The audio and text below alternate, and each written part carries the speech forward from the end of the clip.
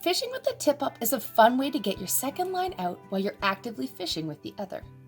Traditional tip-ups are made from a wooden apparatus, but you can also buy an affordable option from many retailers like this one here. A tip-up is made from a main flat board, flag, trigger mechanism, and a reel which is set directly into the hole. Typically lined with braided line, tip-ups will also feature a 2 to 3 foot fluorocarbon leader with a hook on the end. Add a split shot about 12 to 18 inches above the hook to help sink the bait and keep it at the desired depth you plan to fish. If you have a flasher, you can use that to help to determine the proper depth to set your line. If you don't have one, then you can temporarily add a weight and lower it down until you touch the bottom.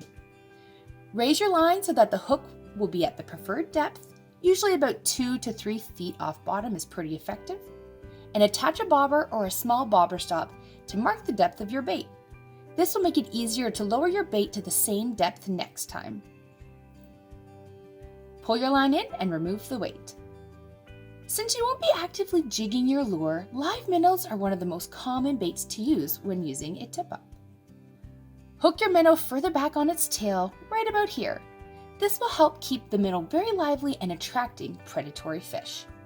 Lower the bait, place the tip-up in the hole, and set the flag.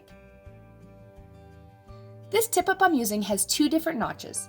A small notch which is triggered by a light bite, typically used when targeting smaller fish like panfish, and a larger notch triggered by a fish with a more aggressive bite, usually used when targeting fish like pike, walleye, or whitefish.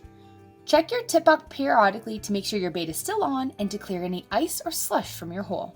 When a flag pops up, check to see if you have a fish on. Gently lift the tip-up out of the hole and lightly pull the line with your hands until you feel some resistance. Then set the hook and continue to pull in your catch by hand. An added feature to consider is adding bells to your flag, so when the flag is released you can hear it if your tip-up is out of your line of sight. Thanks for watching. Make sure to like this video and subscribe to our YouTube channel and ding that notification bell to keep more fishing content coming your way. See you next time.